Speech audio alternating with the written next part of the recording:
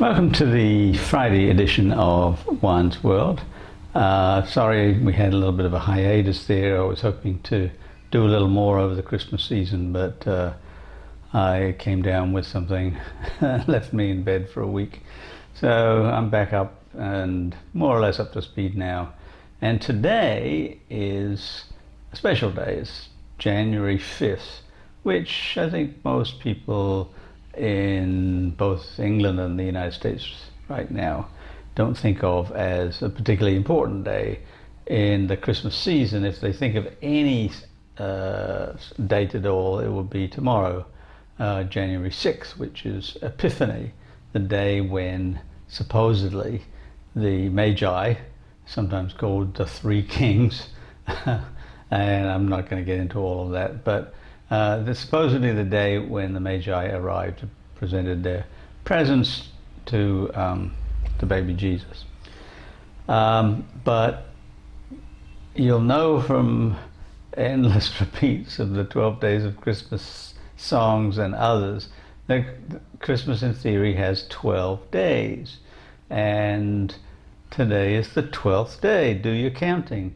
December 25th is the first day, 26th is the second, and so on and so forth. And eventually you get to January 5th. Today is the 12th day. And tonight, as it is in fact dark now, is 12th night. And I want to talk about that. So let's get started.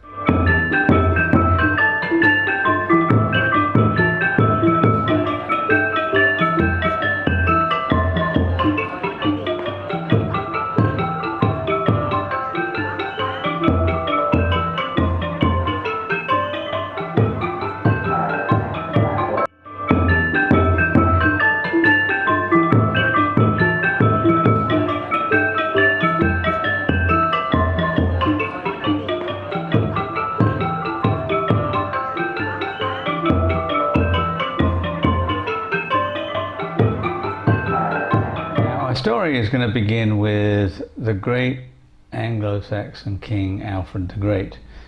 In some ways can be considered to be the first king of all the English, although that gets a little squirrely and I'm not going to get into that right now.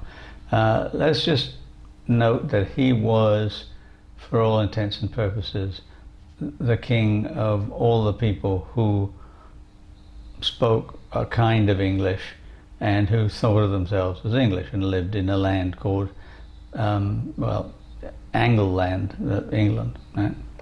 Well, one of the things he did in his reign, and he reigned roughly in the late 9th century, one of the things he did was he said, I'm going to declare that over the winter solstice, everyone gets a 12-day holiday.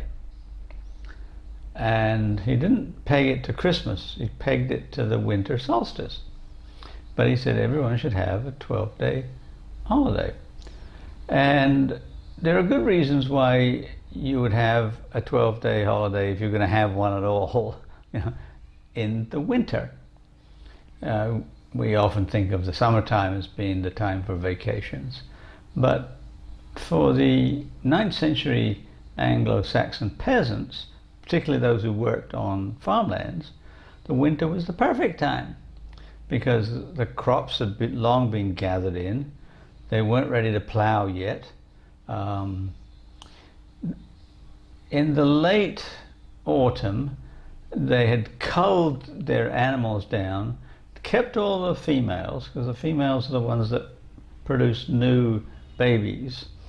But the males, we didn't need so much of them, because they'd already done their job.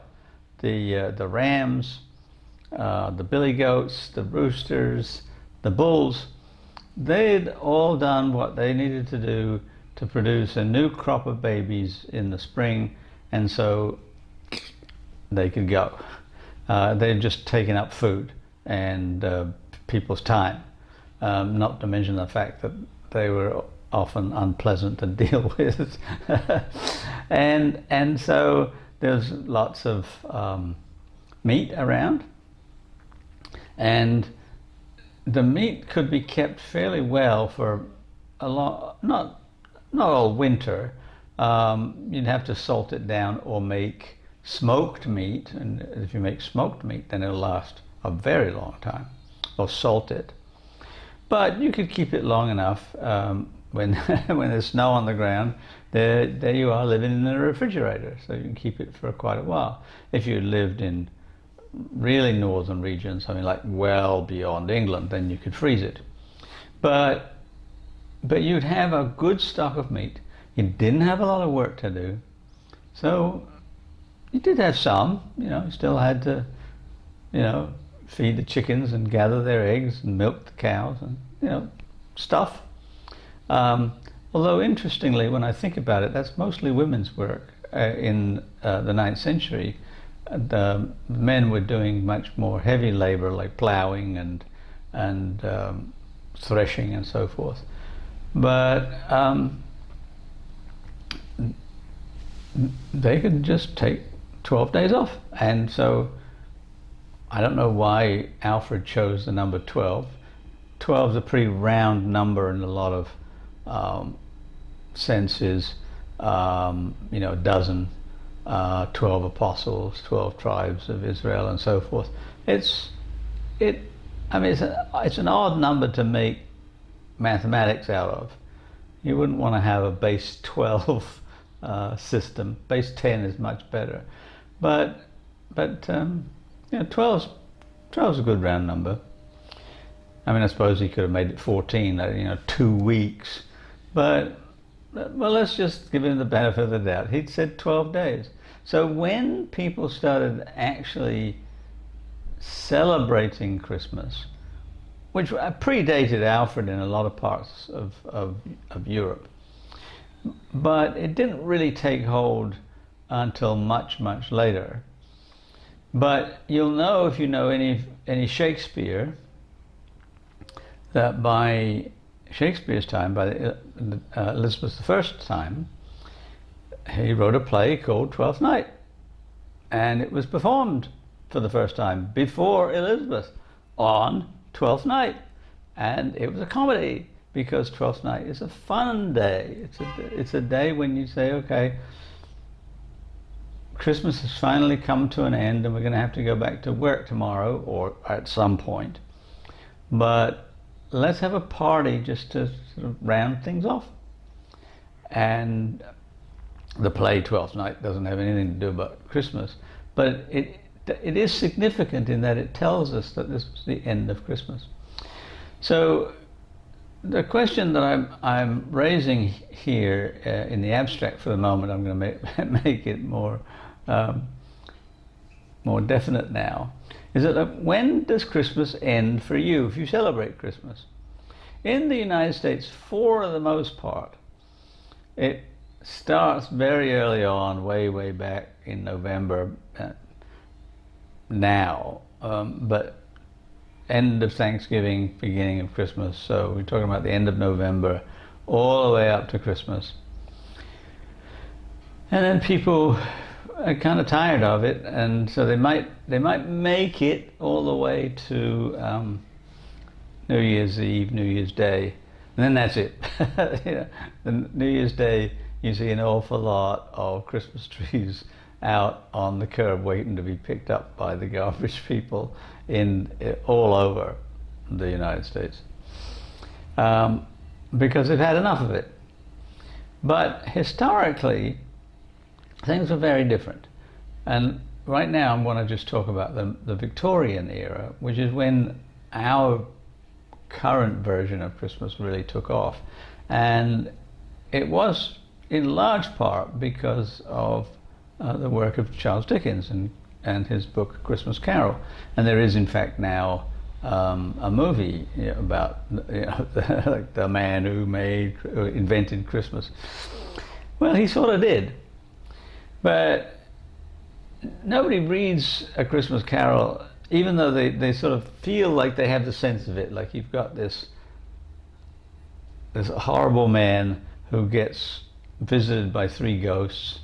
And interestingly enough, before Dickens, it was extremely common in England to tell ghost stories on Christmas evening. That was a big part of the festivities. That's one of the reasons that he chose ghosts. So you've got three ghosts. You've got the one from the past, the ghost of Christmas past, the ghost of Christmas present, and the one that people like to think of as the ghost of Christmas future, but that's not what he's called in the book. The ghost of Christmas yet to come. And it's only a very thin book. Here it is. Look at how thin it is. You can read this in no time. This is a copy of it that my sister gave me last Christmas. I used to have I don't know, 20, 30 different editions at one point, and I know the story very well. The thing about it is that you really ought to read it and get the sense of what it's actually saying. And the part I want to focus on now is the Ghost of Christmas Present. The Ghost of Christmas Present stays with Scrooge for 12 days. Right? Well, 13 really, I guess. He starts taking Scrooge around on Christmas Eve. And then he takes him all around on Christmas Day, and we know about things like the Cratchits' Christmas, because we know about their Christmas goose and the Christmas pudding. Like, that's all very famous. But if you don't read the book, you forget, or never knew, that it keeps going. That the ghost takes him out to sea, to a lighthouse, to all over the place for 12 days, and then ends on Twelfth night at a Christmas party for children. And that was very common. But it was also common in Victorian times to have a 12th party. And the centerpiece of the 12th party, and I'll see if I can bring up an image here, was the 12th cake, a beautifully decorated cake that was shared around. And in some cases it would have a dried bean in it and a dried pea. I don't know how this quite worked out. I think there's a bit of trickery involved, but the person who got the bean became the king of the feast, and the person who got the pea became the queen of the feast. Well, you know, I'm not sure how you can be gendered like that unless the person who's doling out the pieces knows where the bean is to give it to a man and knows where the pea is to give it to a woman. But whatever. So I used to have 12th parties when I lived in New York because it's part of my general sense of the flow of Christmas. That is that I approach Christmas Day very slowly up the hill on Advent all the way to the top, and then descend slowly to 12th night and beyond, so that it's more like a steady rise up and down a hill rather than a mad frenetic rush up a mountain and then falling off. But that's me. You can do what you want. But the thing is that the end of a festivity is as important as the start. I mean, for me, the time before a festivity is the best time of all. I love anticipating what's coming. I love planning. I love shopping, especially for food. I love making different things. And throughout the Christmas season, I'm always making things that I'm going to store. I've got my mincemeat, my Christmas puddings for next year already laid down in brandy for next year and so forth. But the ending is important too, because you have to be able to say goodbye. You know, goodbyes are difficult. I mean, believe me, I've said goodbye to an awful lot of countries, an awful lot of homes, an awful lot of people, and it's hard. So you need a method to do it. And Twelfth Night is one method.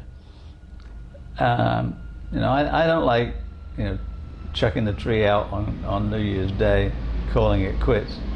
I want to travel slowly towards that end. I want to anticipate that end, so that afterwards I feel like I did it right.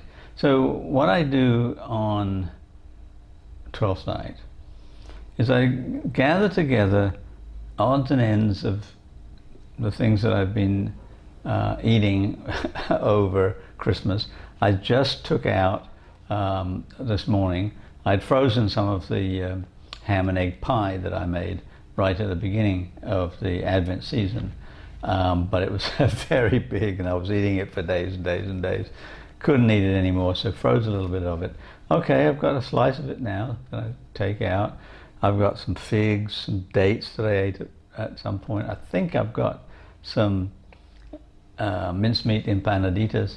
I could perhaps have a sausage roll knocking around somewhere, or maybe even a roast potato. I don't know. I'm going to have to search for that. What I'm going to do is make up a little plate. It's just a little token of how the season was, a microcosm, if you like, of my Christmas season. And then I'm going to put all the Christmas stuff away. And that includes most of the spices that I regularly use for Christmas. Now, some of them I will continue to use. Like allspice is a very important spice for me, so I'll keep that going. Nutmeg, not so much. Cinnamon, not so much. Cloves, again, you have to be a little careful with that one because I use cloves to season beef. Mace, I don't use very much outside of the season. Sage is a little ambiguous too, because I can make some gravies with the classic parsley, sage, rosemary, and thyme, although I don't do that very often. But the hot spices of Christmas I reserve for Christmas, and so I'm gonna also eat some remains of my Christmas pudding. And then that too is going to be put away for another year. That each season has its flavors, its tastes, its colors, its sights. And after today, all this stuff, which is not very much, but my tinsel and lights and so forth, are also going to go away. I put them up towards the end of Advent, so they haven't been up very long. They've only been up, 3 weeks maybe, and tomorrow they'll be gone. But there's a very old poem by Robert Herrick about just this. It's called Candlemas Eve. Candlemas is it's the feast of the purification of Mary. It's 40 days after she gave birth. She has to go back to the temple and be purified, because until that time she's unclean. So that's its official title, the purification of Mary. But it's commonly called Candlemas because it's the time when originally the Roman Catholic Church blessed candles for the year. It's also known as Groundhog Day for other complicated reasons I'm not going to get into. But many people in Elizabethan times, down to Georgian times when Herrick was writing, thought of Candlemas as the end of Christmas. A lot of different ideas about when Christmas ends, and that was an important one, because Candlemas sort of bleeds into Carnival, which then becomes Lent and so forth and so on. That's another whole thing I'll talk about at some other time. But you know, his poem says, down with the rosemary and bay, down with the mistletoe. Instead of holly, now upraised the greener box for show. The holly hitherto held sway. Let box now domineer until the dancing Easter day, and Easter day appears. Right? So you've got another thing coming up. You've had a good time. You've got to get rid of that, or you've got to say farewell to that, and welcome something new, which you will also say farewell to, and welcome something new again. And this ends up being a whole new video, which I'm not going to get into now. But that's the importance of today, 12th night. The formal way of bidding farewell so that you don't feel bereft, sad, upset that this thing that you enjoy so much is over. And on that note, I'm also going to say farewell for quite some time because I have to work on a project for a book I'm writing right now. And one of the parts of the project is videos, which I'm doing with my son. That's going to take me several months. So I don't know when I'll be back. I'll probably pop back in now and again just to say, how are you doing? But for the moment, I wish you a very happy 2024. I especially wish you a happy 12th night. And if you celebrate Epiphany, all good for you. And then you can celebrate Plough Monday after that, and then whatever comes your way.